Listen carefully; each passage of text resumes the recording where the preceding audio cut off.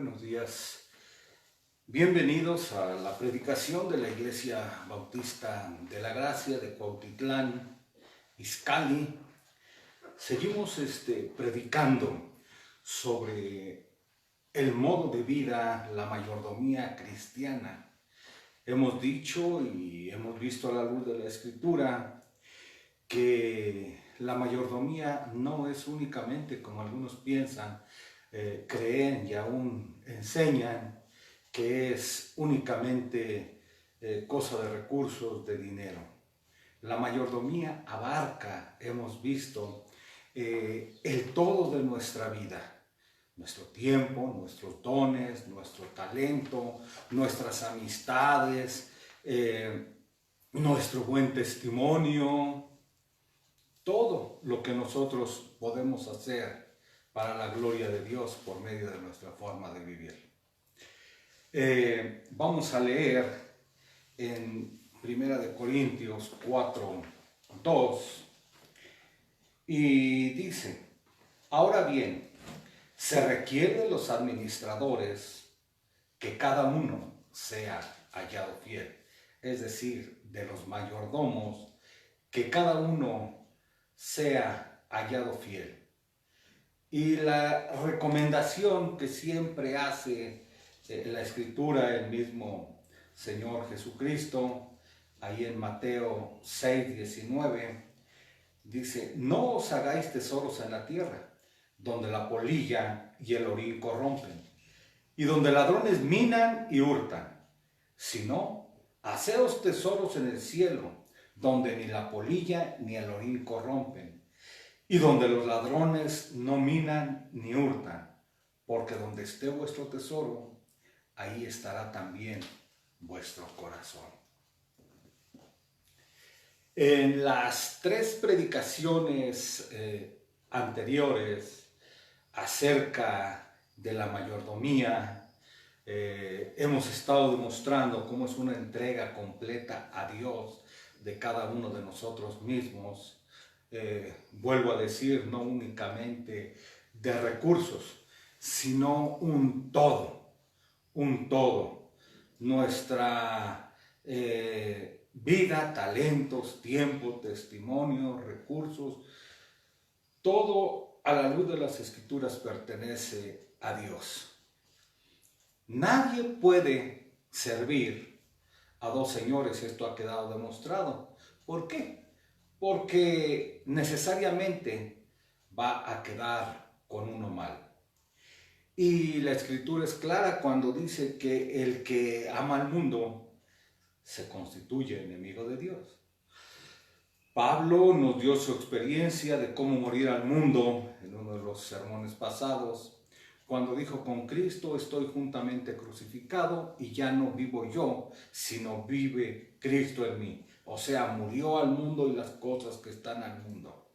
Y después vimos cómo la Escritura nos enseña, según algunos teólogos, que más del 15% de la predicación pública de Cristo tenía que ver con el dinero.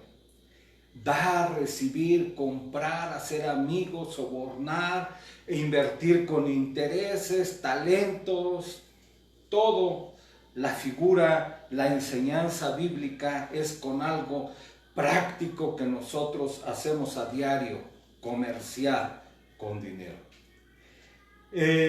MacArthur, el pastor MacArthur, en su libro ¿Cómo usar el dinero o de qué forma?, dice que la Biblia contiene más de 2000 referencias a la riqueza, a la propiedad, al dinero. Y vean, es increíble que haga más referencias a este tipo de enseñanzas que a la misma fe y a la oración. ¿Qué es lo que estamos diciendo? Que es algo que se utiliza a diario, por lo cual se ponen ejemplos de algo que todos entendemos. Por lo tanto, podemos nosotros notar cuán importante es nuestra mayordomía, nos guste o no. Ya hemos visto que en la forma en que gastamos el dinero, ¿no? Cuando hicimos una investigación figurada de cómo vivimos, de si se nos hiciera una investigación, cómo compramos, en qué invertimos, y cómo es que resultaría ese informe acerca de nuestras vidas. Y es precisamente que es en la manera que vivimos que estamos demostrando realmente quiénes somos.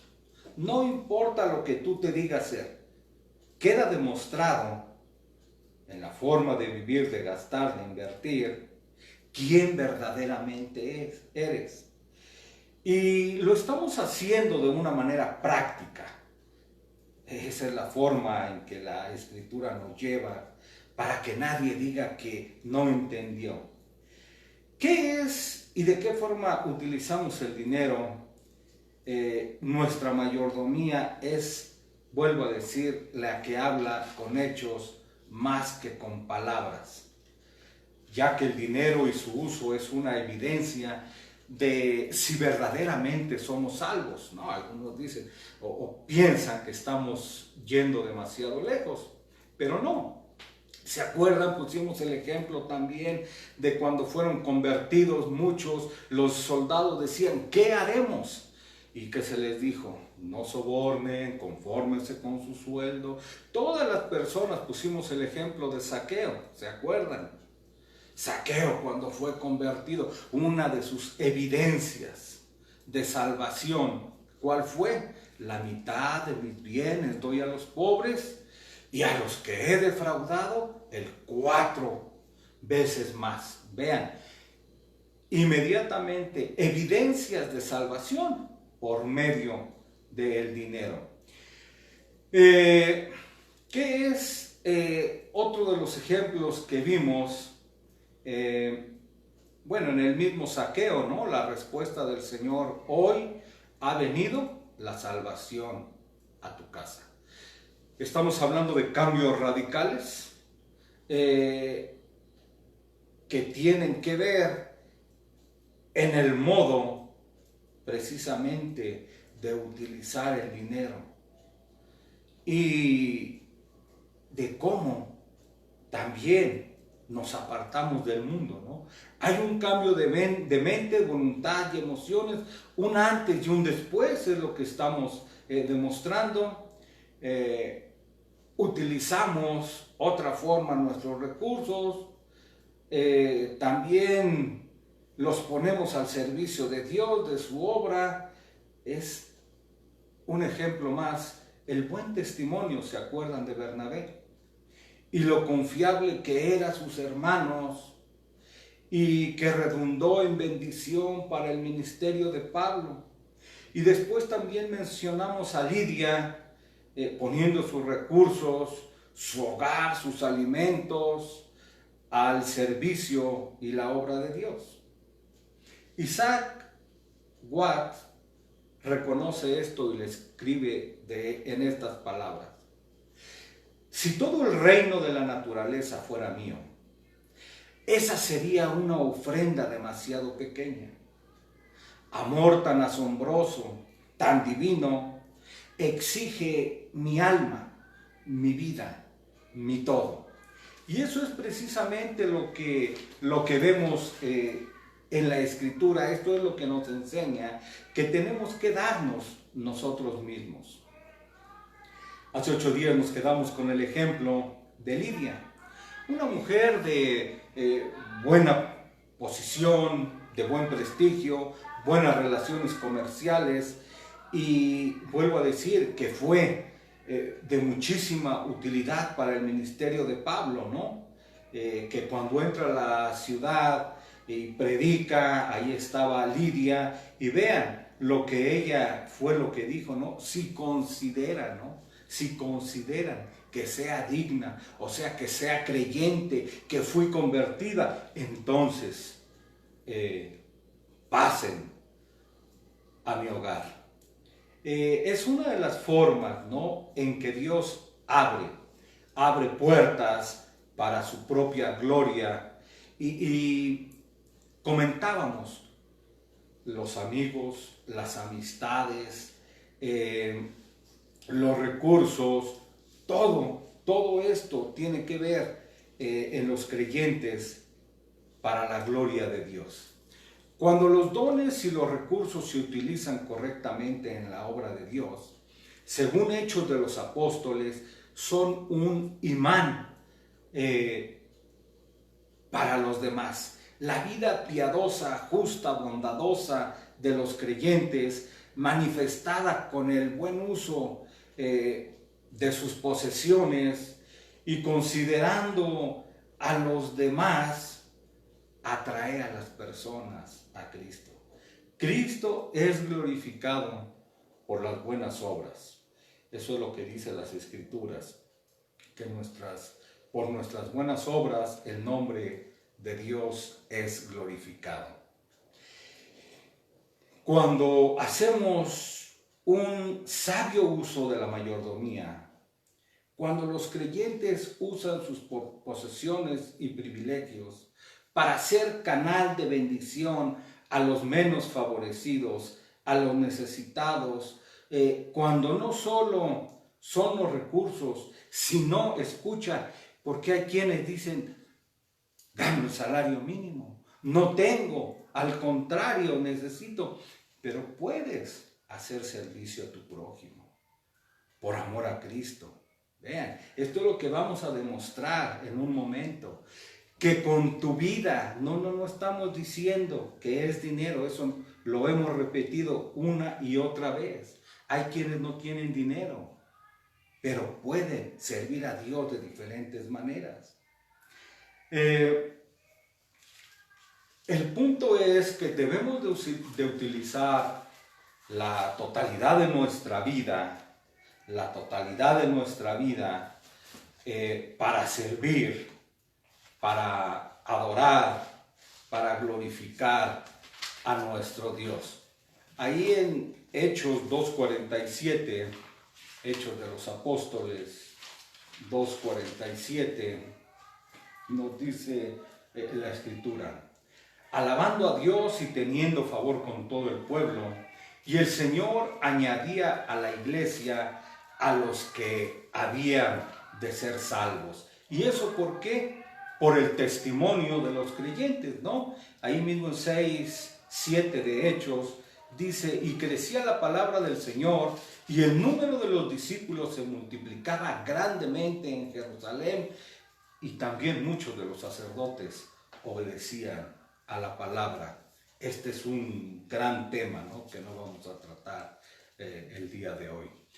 Pero cuando leemos las Escrituras, siempre damos gracias a Dios porque nos presenta una forma totalmente realista lo que es la vida cristiana. A través de las Escrituras vemos una comunidad genuina, con todas sus buenas obras, esfuerzo, amor, entrega, su pasión por la obra evangelística. Pero escuchen, no esconden ninguna de sus fallas, de sus defectos. Es decir, no esconde los pecados, fallas y flaquezas en la que caen algunos. Vemos que se cierne siempre una amenaza y son advertencias para nosotros mismos, para tener cuidado en las iglesias, ¿no?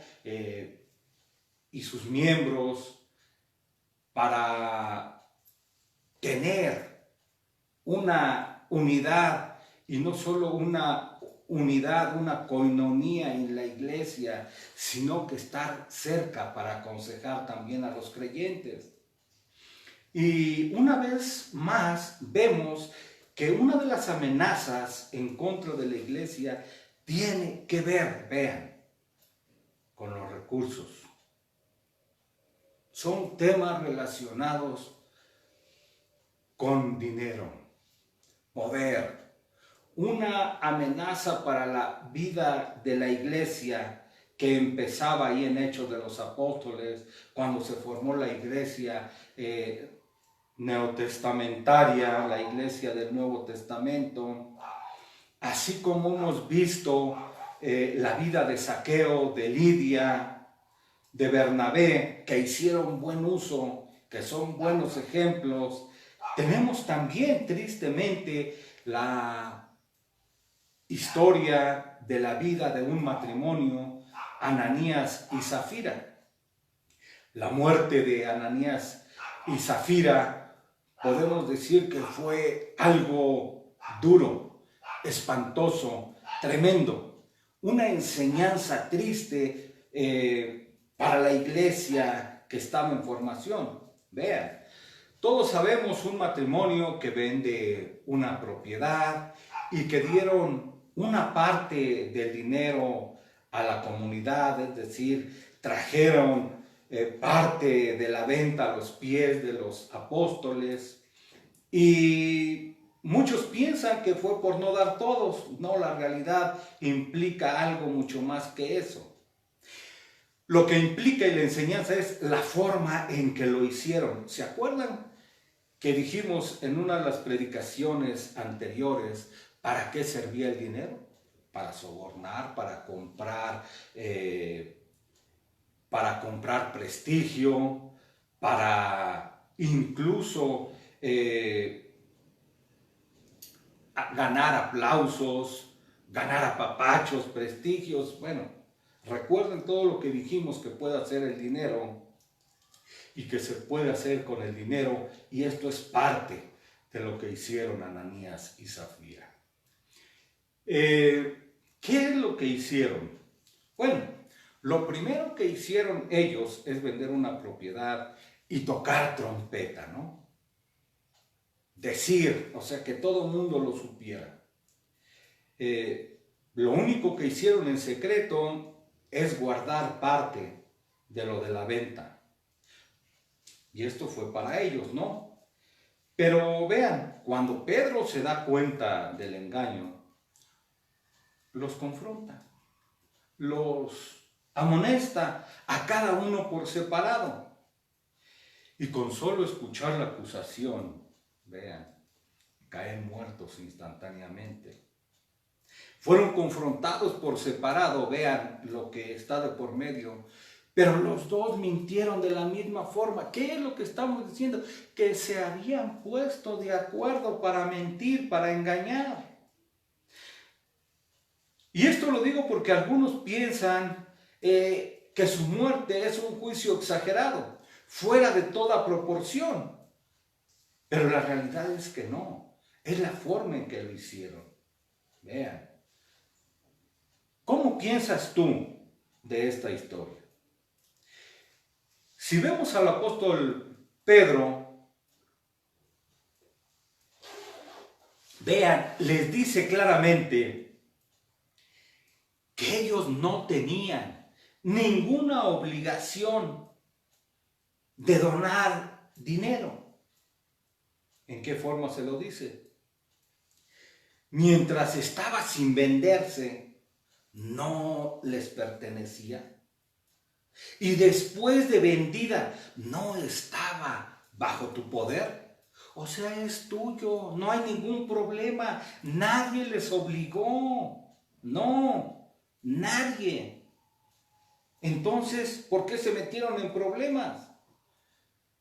El reino de Dios, la iglesia, jamás ha sido un gobierno, ni debe de ser, tiránico, impositivo. Hay muchos grupos, tristemente, que se dicen cristianos, y sí lo son, digo tristemente, pero sabemos que ellos utilizan el simonismo, ¿no? Venden las bendiciones de Dios. Eso no es bíblico. Aquí estamos hablando de una iglesia verdadera, una iglesia de Cristo, una iglesia que lo principal es el extendimiento del evangelio y no el lucrar, no el sacar, no el obtener centavos. Vean. Debo de mencionar que la Escritura jamás ha abolido la propiedad privada. Es más, las mismas Escrituras defienden la propiedad privada. ahí en Deuteronomio 5:21. Las personas, por lo tanto, los creyentes, hablando de ellos, pueden decidir libre y legítimamente sobre sus propiedades y recursos que Dios les ha dado a administrar. La pregunta la vuelvo a hacer. Entonces, ¿qué necesidad había para Ananías y Zafira tener que mentir, tener que engañar? Vean, la mentira acabó con su vida.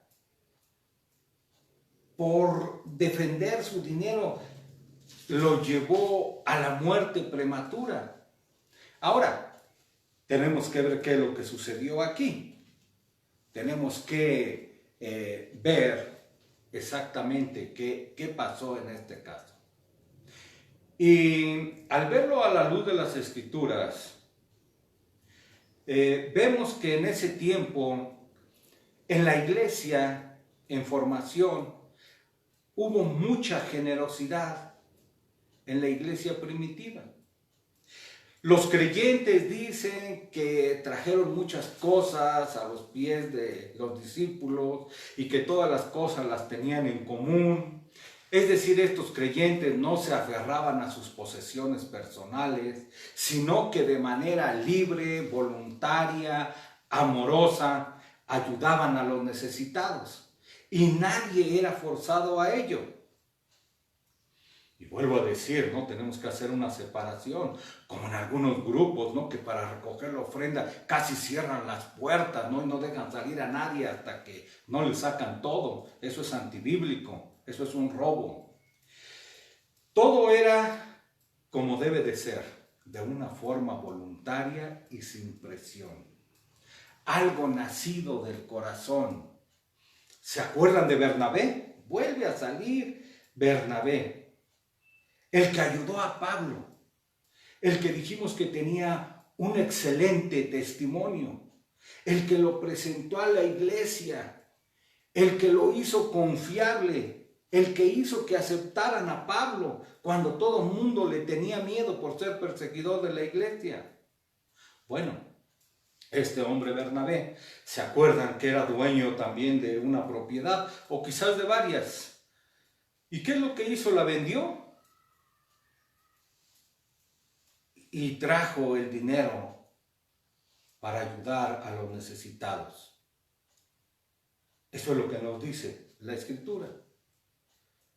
Pero Bernabé ya era amado, era respetado por los hermanos. Se había ganado la estima de los hermanos, pero no solo por el hecho de traer el dinero de la propiedad a la iglesia, no.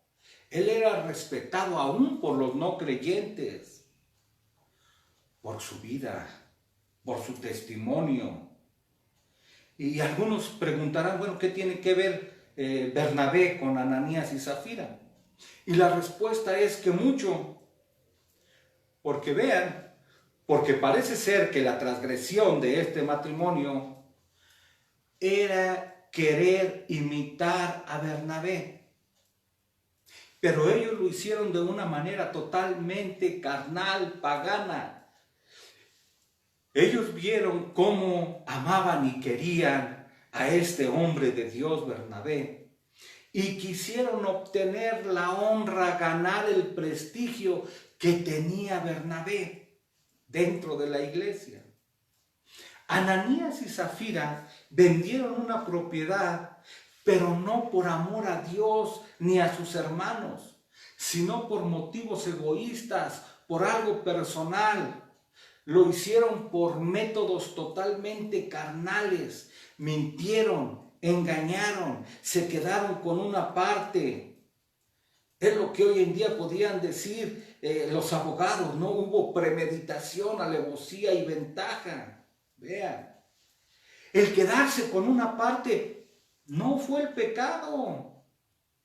El pecado estuvo en mal utilizar el dinero para querer comprar prestigio, el engaño, la mentira. creyendo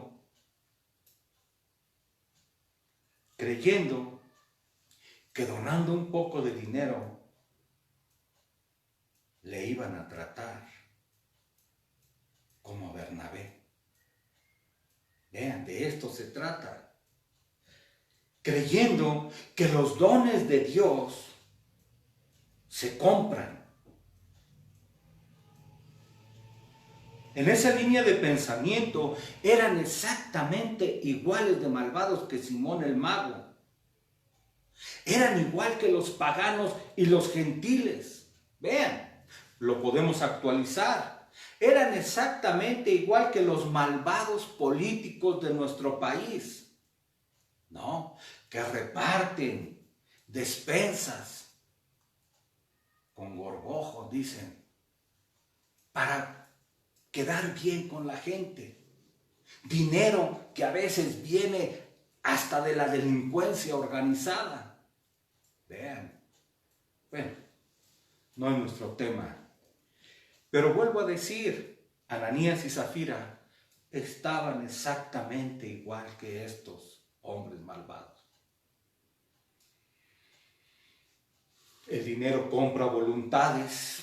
Ellos pensaron que podían hacer lo mismo. Pensaban, vuelvo a decir, como los políticos, que compraron las voluntades de muchos periodistas, ¿no? Para que hablaran bien de ellos. Esa era su convicción. No, les damos para que nos aplaudan, para que nos apapachen, para que hablen bien de nosotros. Y esto es totalmente malvado. Los dones de Dios no tienen precio, no se venden, no pertenecen a este mundo. Y ellos amaban el mundo, por lo tanto actuaban como el mundo. Querían sobornar, comprar. Vean. El comentarista de la Biblia, John Stott, lo resume de esta manera. Este pecado de Ananías y Zafira, vean, es que querían el crédito y el prestigio de la generosidad sacrificial sin el inconveniente de ello. Esta es la realidad. El pecado de Ananías y Zafira fue que su regalo a la iglesia carecía de honestidad, de integridad. Eran engañadores y mentirosos. Confabularon, se pusieron de acuerdo, vean, para mentir, para engañar. Hay quienes piensan que ni siquiera eran creyentes. ¿Por qué? Porque tenían una visión torcida de Dios. Pensaban que podían engañar a Dios, al Espíritu Santo, y que no habría consecuencias. O tal vez, por eso lo hicieron, porque ni siquiera creían en Dios. Desconocían su santidad, desconocían su omnipresencia, su omnisciencia, y por lo tanto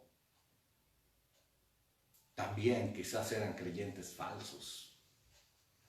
Querían honra que no habían ganado.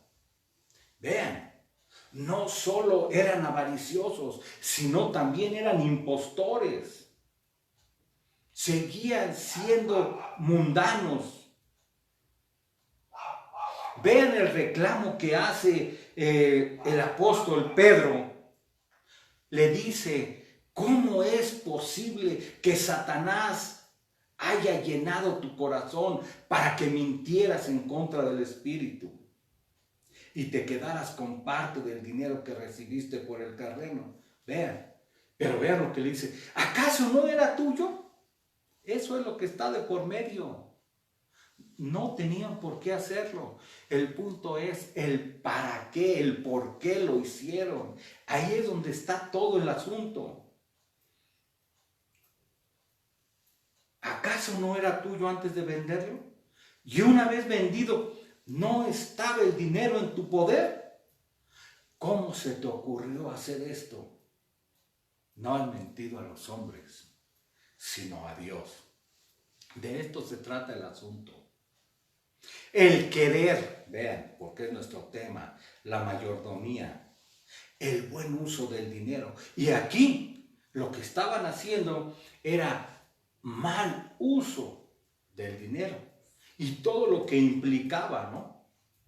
Querer comprar, sobornar, engañar, robar, ¿no? Porque decían, lo vendimos, la propiedad, no es cierto. O sea, había una familia de pecados de por medio. Vean. Esto, por supuesto, no deja de ser impresionante para la iglesia en formación, pero también debe de serlo para nosotros. Vean, mentirle a la iglesia, a los creyentes, es igual que mentirle al Espíritu Santo. Y si una mentira acerca de recursos, dinero, fue tan grave que le llevó a morir inmediatamente, ahora piensen en aquellos que mienten y engañan, enseñando mentiras doctrinales. Me estoy refiriendo a los pastores que predican un falso evangelio, enseñando falsedades, torciendo la palabra de Dios para su propia perdición.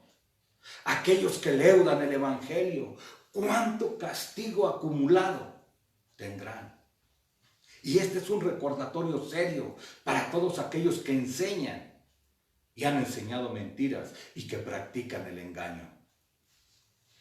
Aunque no es nuestro tema, ¿no? Pero es necesario decirlo. Vean Colosenses 3:25. El que hace mal pagará por su propia maldad. Y en esto no hay favoritismo. Me gustó esta nueva versión. Bueno, porque es muy entendible la nueva versión internacional. Lo vuelvo a decir, el que hace mal pagará por su propia maldad y en esto no hay favoritismo.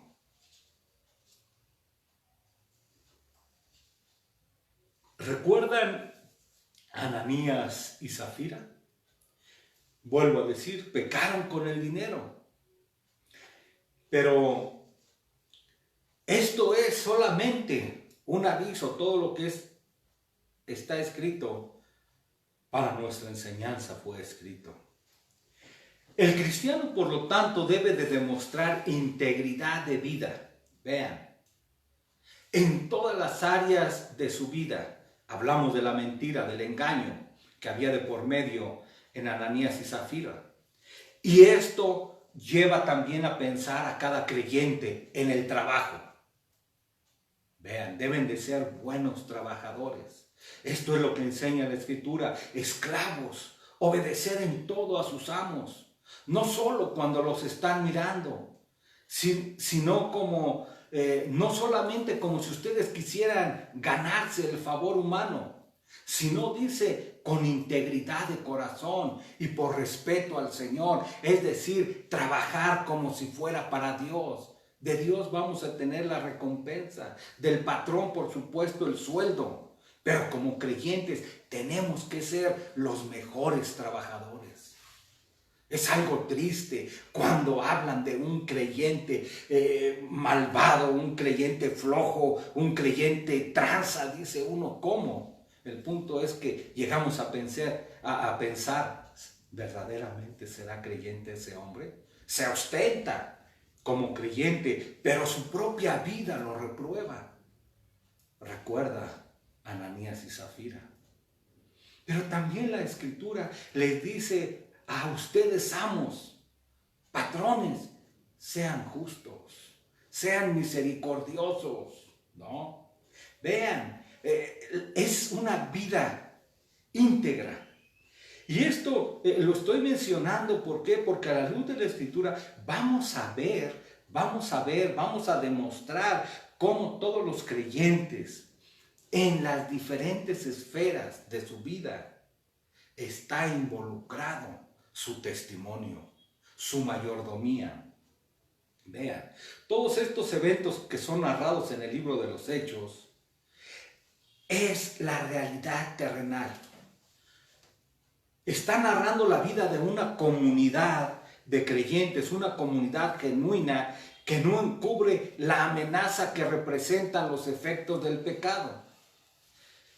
Y es por eso que mencionan a Ananías y Zafira, que cayeron en pecado en relación con su mayordomía, en relación con sus recursos, en relación con el anhelo de poder, de aplausos, de prestigio. Vean, para Lucas, esto, vuelvo a decir, este pecado es una amenaza latente en contra de la iglesia, en contra de la vida misma de la iglesia. Ser parte del cuerpo de Cristo, vean, es ser responsable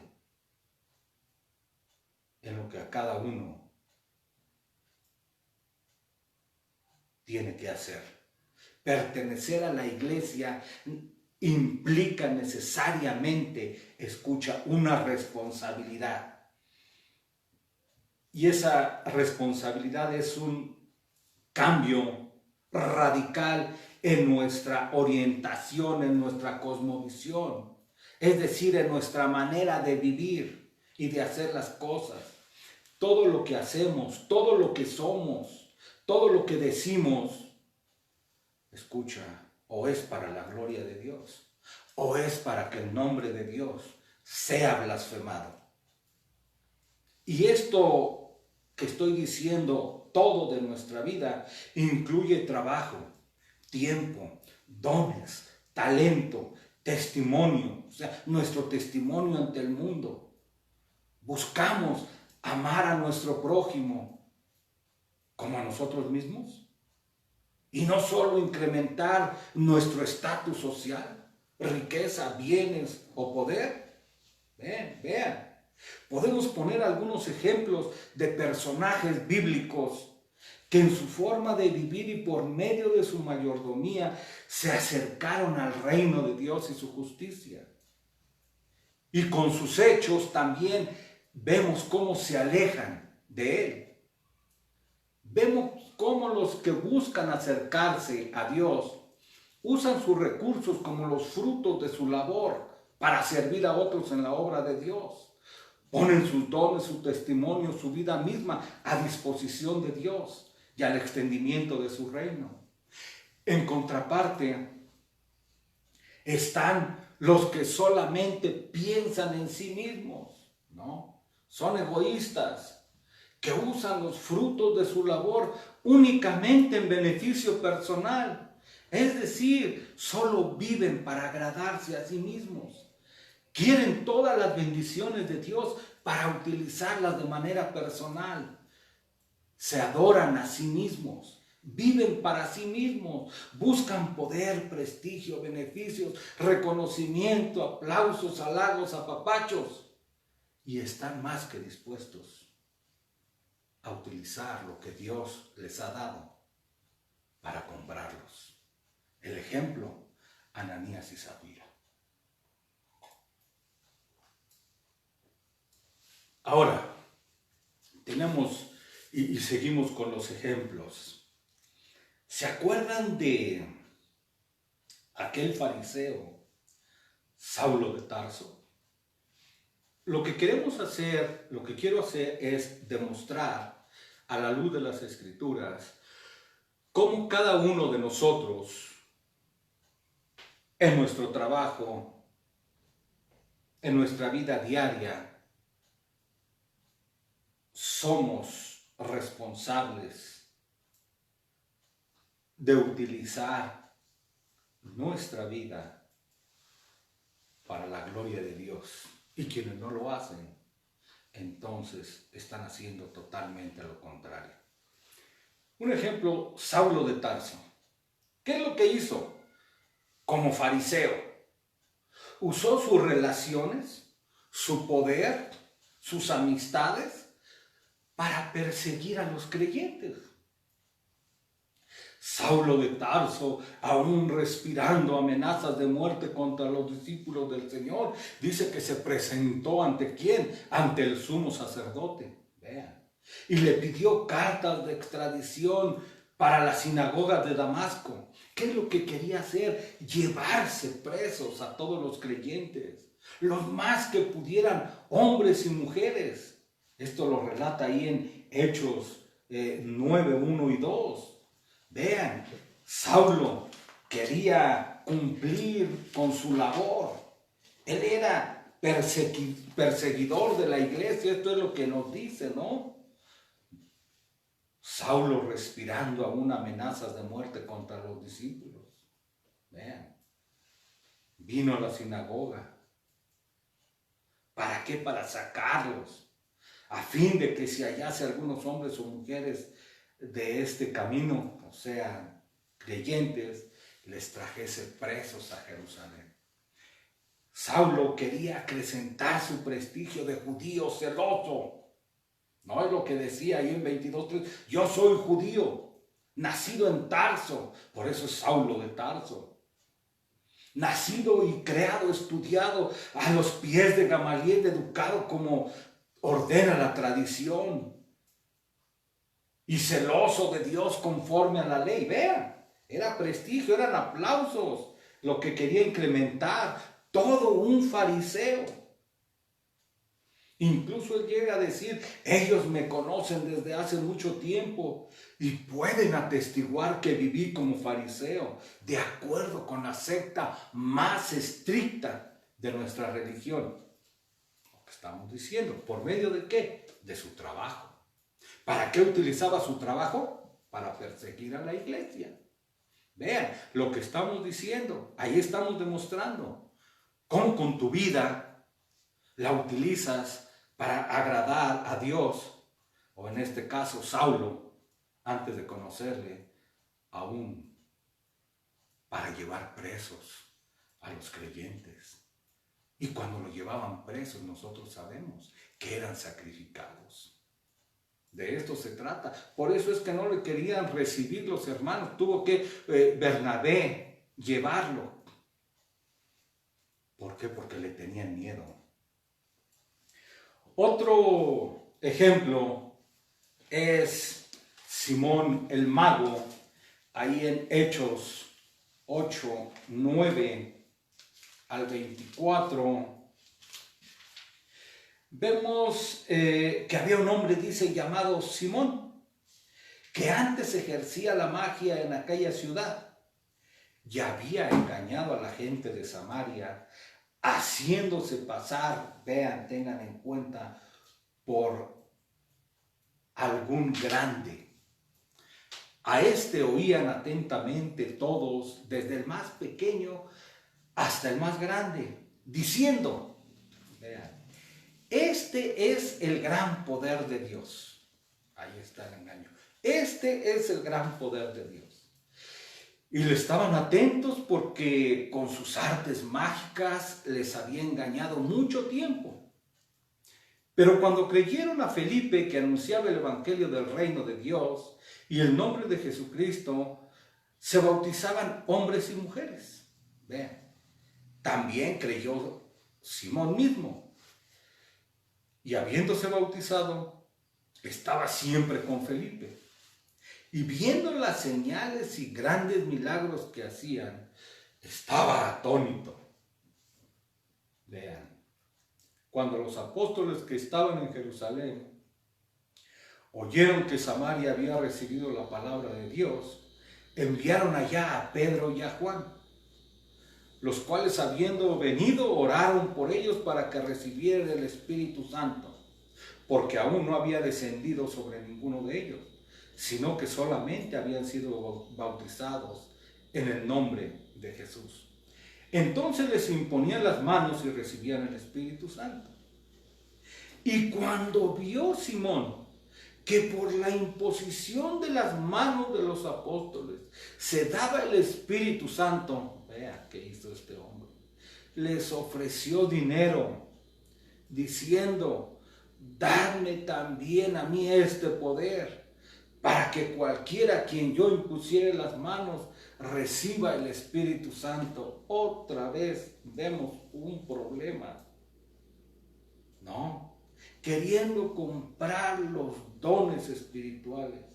La respuesta, entonces Pedro le dijo: tu dinero perezca contigo, porque has pensado que el don de Dios se obtiene con dinero. No tienes tú parte ni suerte en este asunto, porque tu corazón no es recto delante de Dios. Vean, arrepiéntete pues tú de esta tu maldad y ruega a Dios si quizás te sea perdonado el pensamiento de tu corazón. Vean, otra persona diciéndose creyente que quería utilizar el dinero, ¿no? Otra vez vuelve a salir el dinero, la mayordomía. Pero ¿para qué la quería este cuate? Para seguir haciendo lo que hacía antes. Él lo que quería era ese gran poder de Dios. Vean, era prestigio, era aplausos, era reconocimiento. Vean, cuán tremenda puede ser la carnalidad. Vean. Ahora, tenemos a otros personajes que, de acuerdo a la Escritura, vean, hicieron uso de sus recursos bien utilizados, ¿no? Un eunuco etíope, ¿se acuerdan del etíope? Un funcionario económico importante de la reina de Etiopía. Vemos ahí en 8:27 del mismo Hecho de los Apóstoles, dice: entonces él se levantó y fue, y sucedió que un etíope, eunuco, funcionario de Candace, reina de los etíopes, el cual estaba sobre todos sus tesoros y había venido a Jerusalén para adorar, y volvía sentado en su carro y leyendo al profeta Isaías, y el Espíritu dijo a Felipe: acércate y júntate a ese carro. Acudiendo Felipe, le oyó que leía al profeta Isaías y dijo: ¿pero entiendes lo que lees? Él dijo: ¿y cómo podré si alguno no me enseñare? Y rogó a Felipe que subiese y se sentara con él, ¿no? Ahora, vean, un funcionario público, desde su función de funcionario también, que al ser convertido, lo vamos a ver, empieza verdaderamente a poner todo lo que es al servicio del Evangelio. Tenemos otro ejemplo, ¿se acuerdan de Tabita? La confeccionista de prendas de vestir, una mujer que era reconocida por sus buenas obras, por todo lo que había hecho, ahí en Hechos 9:36-46. 9:36-46 de Hechos de los Apóstoles. Tenemos la historia de esta mujer piadosa, de esta buena creyente que vemos la reacción de la gente cuando esta creyente murió. Dije 9:39. Levantándose entonces Pedro fue con ellos, y cuando llegó le llevaron a la sala, donde le rodearon todas las viudas llorando y mostrando las túnicas y los vestidos que Dorcas hacía cuando estaba con ellas. El contexto es que esta mujer había muerto y andaba por ahí Pedro y le dijeron, Tabita, una creyente, una hermana muy amada, murió. Entonces fue Pedro. Y vean lo que nos interesa, ¿no? Sabemos que Pedro, por la gracia de Dios, oró por ella y resucitó esta mujer. Pero lo que nos interesa de nuestro tema de mayordomía es lo que queremos demostrar. Dice que le rodearon todas las viudas llorando. ¿Y qué es lo que hicieron? Le mostraban las túnicas, los vestidos. Vean, que Dorcas hacía cuando estaba con ellas. No solo los hacía, sino que se los regalaba. Esa es la realidad.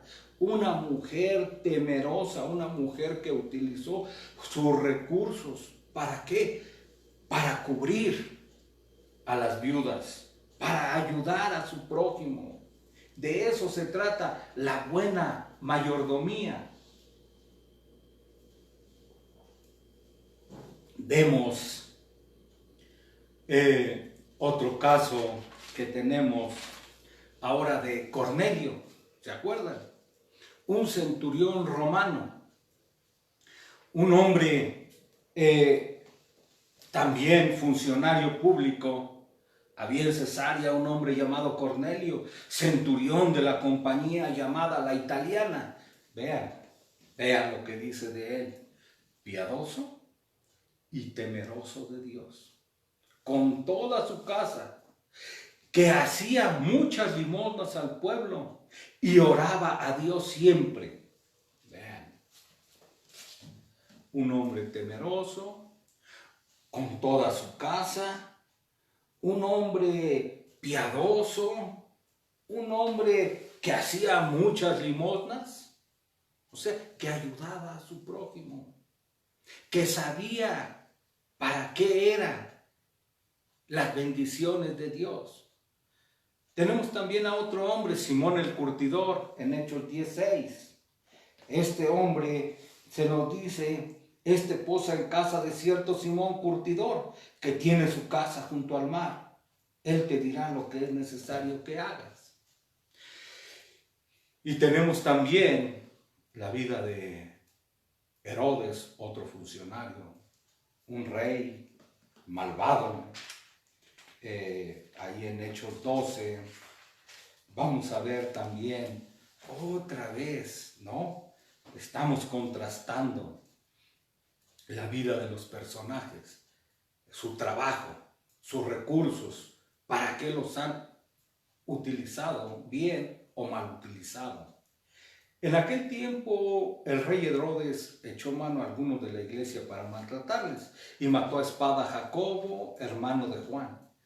Y viendo que esto había agradado a los judíos, vean, procedió a prender también a Pedro. Eran entonces los días de los panes sin levadura. Y habiendo tomado preso, le puso en la cárcel, entregándole a 4 grupos de 4 soldados cada uno para que le custodiasen, y se proponía sacarle al pueblo después de la Pascua. ¿Y qué es lo que estamos viendo? Que utilizaba su puesto de funcionario público para maltratar al pueblo de Dios, para asesinar. Vean, mató a espada a Jacobo, hermano de Juan. Y en estos personajes, ahorita vamos a verlo más a fondo, lo que Lucas enseña, quiere enseñarnos que es a través de cada uno de los oficios, vean, de estos personajes, de cada una de sus vidas, en sus formas de trabajar tan diversos, que cada uno demuestra, de esto se trata nuestro tema, que cada uno demuestra con su vida para quién trabaja. Es decir, ¿A qué Señor sirves? Ese es todo el asunto. ¿A quién estás sirviendo verdaderamente con tu vida, tu trabajo, tus recursos, tu testimonio? ¿A Dios o al diablo? ¿A Dios o a Mamón? Los que siguen a Cristo usan su mayordomía para servir a otros creyentes. Se involucran de una o de otra forma en la obra evangelística. Invierten en el mejor lugar. ¿No? Lo que leíamos. No hagáis tesoros donde la polilla y el orín corrompen, sino hay que hacer tesoros en el cielo, donde no hay ladrón, donde la orina ni el oír corrompen. Vean, son dos formas distintas de vivir, dos formas distintas de actuar. Los que viven para sí mismos, los que aman el mundo y todas las cosas que están en el mundo, los que su tesoro está aquí y aquí se queda.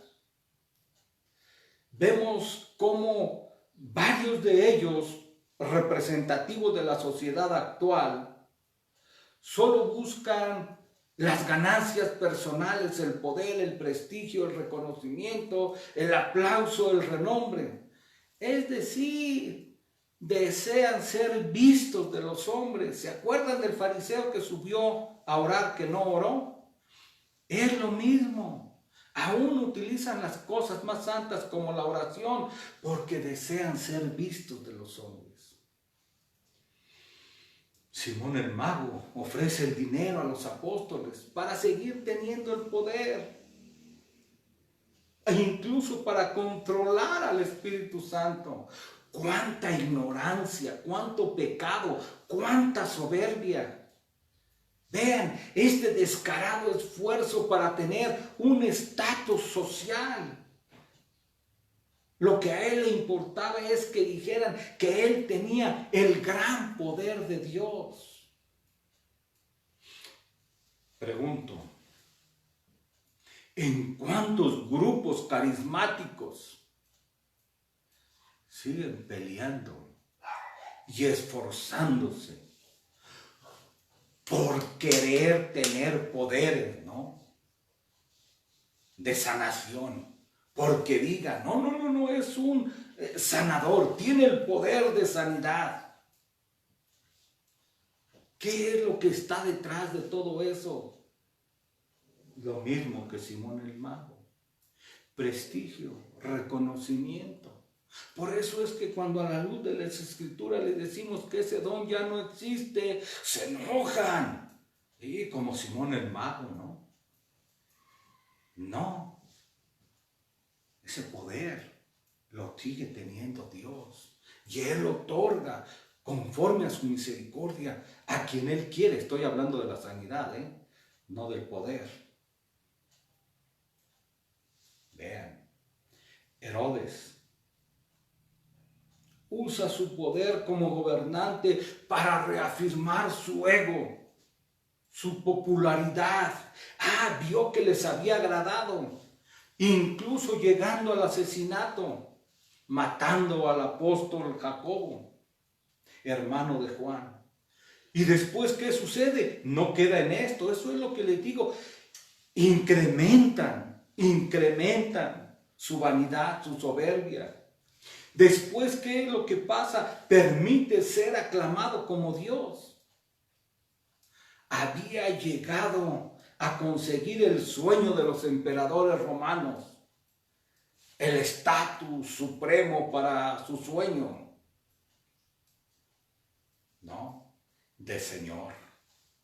Señor supremo, eso es lo que decían ser los emperadores.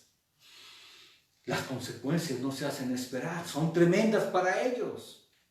Vean, Saulo, ¿se acuerdan? El fariseo es confrontado por el mismo Dios, por el Cristo resucitado, quien se identifica con la iglesia. Vean, presentándose ante Saulo y diciéndole: Saulo, Saulo, ¿por qué me persigues? Lo que estamos viendo es cómo Dios se identifica con su pueblo. Él mismo, Jesús, confrontando a Saulo. Sabemos toda la historia después. Pedro reprende tremendamente a Simón, ¿no?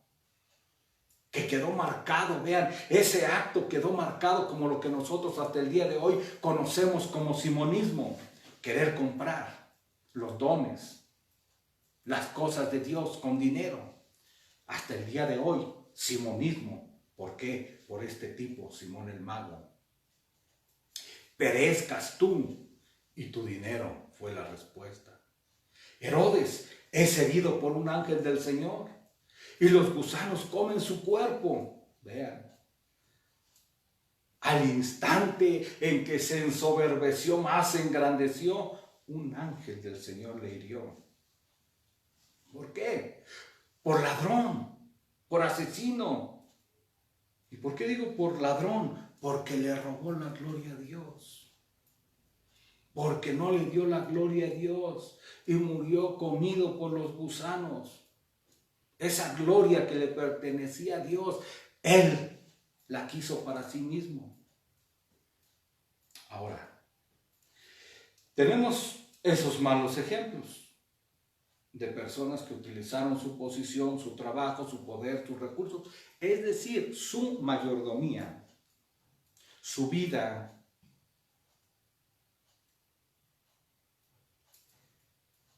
malamente, ¿no? No para agradar a Dios ni a su prójimo, sino para agradarse, engrandecerse ellos mismos. Pero mencionamos, ¿no?, la vida de Tabita, la confeccionista de prendas, la que lloraban las viudas, ¿no?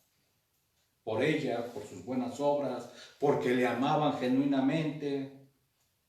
Simón el Bueno, ¿no? Simón el Bueno, quien trabajaba curtiendo cueros, que le abre las puertas de su hogar a Pedro. Vean, un hombre humilde, pero que decía: no tengo oro ni plata, pero tengo mi casita, puedes morar en ella. Vean, le abrió las puertas.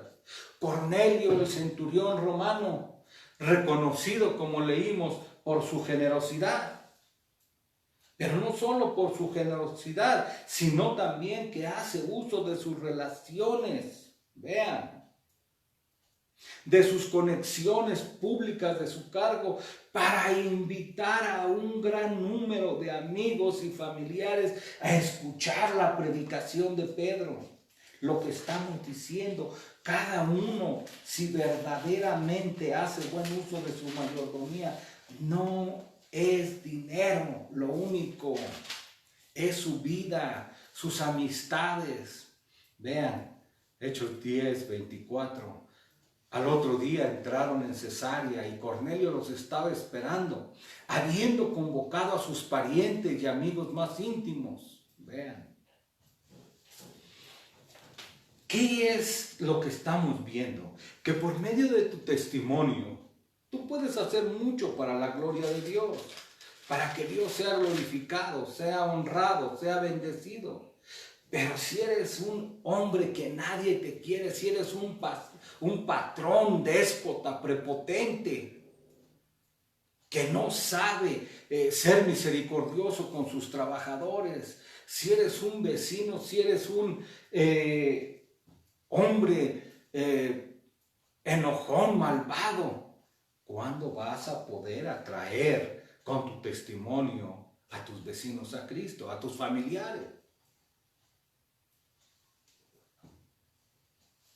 ¿Se dan cuenta de la importancia del testimonio?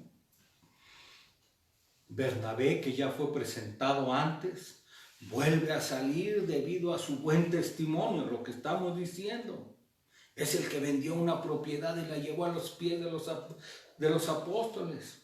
¿Y qué más hizo? Vean, usó su posición, prestigio, buen testimonio, vuelvo a decir, aún para que Pablo fuera aceptado. No, porque le tenían miedo, porque no le querían recibir. Validó su conversión por su buen testimonio. Les dijo, este hombre ha sido convertido, ha sido cambiado por el Señor. ¿Y por qué le creyeron? Vean, ¿y quiénes son los que le creyeron en el contexto más amplio? Ahí había viudas, porque Pablo, como perseguidor de la iglesia, había mandado matar creyentes. Ahí había huérfanos en esas iglesias, a donde fue presentado por Bernabé. Ahí había huérfanos que cuando vieron a Pablo, por eso es que no le querían recibir. ¿Cómo nos va a llevar? Es un asesino. Pero vean lo que hace un buen testimonio. Vean lo que puede hacer alguien confiable. Decían, si lo dice Bernabé, entonces le creemos. A lo mejor, si lo hubiera llevado cualquier otro, no le hubiesen creído. Pero lo que estamos diciendo era un hombre confiable, de buen prestigio, de buen testimonio. Bernabé era un instrumento útil en muchos sentidos en las manos de Dios. Quisiéramos que hubiese muchos Bernabé en la obra de Cristo, en las iglesias del Señor. Usa sus recursos, su posición, su testimonio. Pero vean, también Bernabé servía las mesas. Esto es lo que no dijimos. Bernabé era de los que servían las mesas y tenía buen testimonio. Era un hombre sabio, es lo que dice la Escritura. Pero era un hombre que servía donde Dios le llevaba. No andaba buscando los lugares de prestigio, no. Servía donde Dios le ponía. Era un hombre confiable, útil para la gloria de Dios, para beneficio de los creyentes. Con razón dice la Escritura que era un hombre lleno del Espíritu Santo. Y una de las enseñanzas es, con todos estos ejemplos, podemos decir que la enseñanza es clara. Consiste en el modo que utilizamos nuestra vida. Nuestra mayordomía debe de ser consistente. Vean, ¿qué tienes tú? Olvídate del dinero. El poder, el prestigio. ¿Tienes buen prestigio? La posición. ¿Cómo te ven tus vecinos? ¿Cómo te ven tus hermanos? ¿Eres confiable? ¿Cómo utilizas tu tiempo?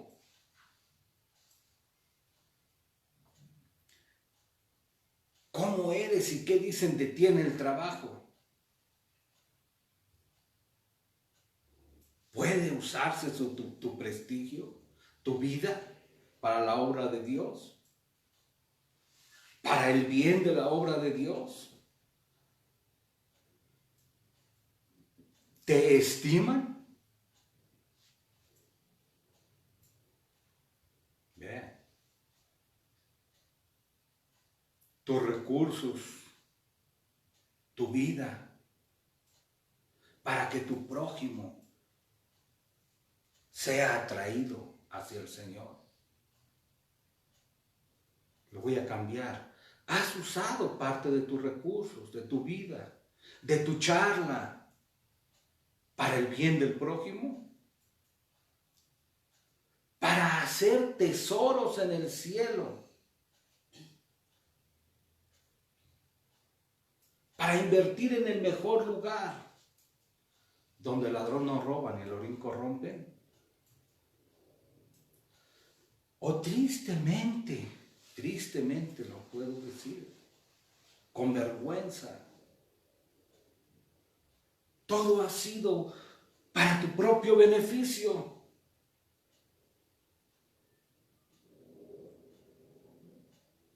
Y cuando digo para tu propio beneficio, estoy diciendo para ti y tu familia. Porque al final tu familia sigue siendo una extensión de ti mismo.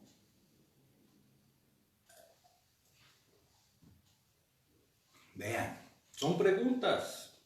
¿Cómo has vivido? ¿De qué forma has invertido tu vida? ¿La has desgastado? ¿Con qué te vas a presentar ante el Señor?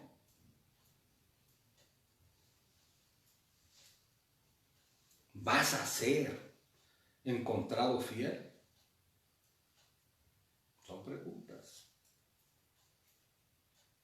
El mayor ejemplo de servicio, el mayor ejemplo de desgastar su vida en beneficio de su prójimo, su vida para bendecir y hacer buenas obras, para llevar a muchos a la gloria, es la vida de nuestro Señor Jesucristo. Termino preguntando, ¿cómo has invertido tu vida? ¿Cómo ha estado tu mayordomía? Y la última pregunta es, ¿serás hallado fiel? ¿Serás un buen mayordomo? Tú lo sabes. Dios también. Oremos. Padre nuestro que estás en el cielo, te damos las gracias, Señor, por tu palabra, porque a la luz, Señor, de la Escritura, podemos vernos reflejados, confrontados, animados.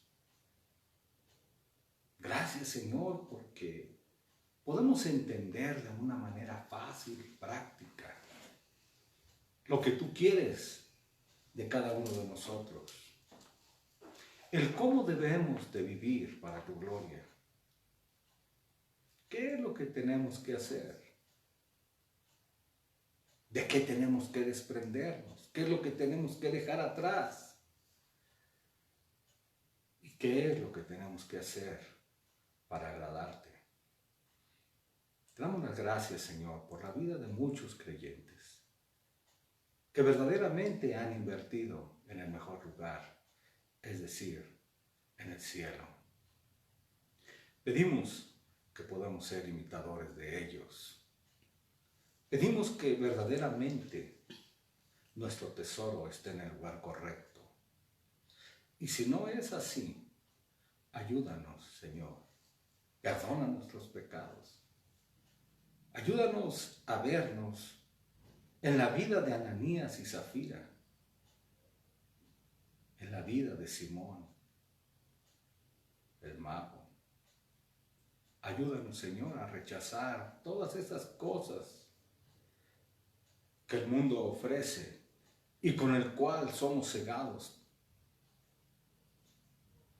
Pedimos tu gracia para hacer lo correcto y para ver lo verdaderamente valioso, anhelar el reino de los cielos.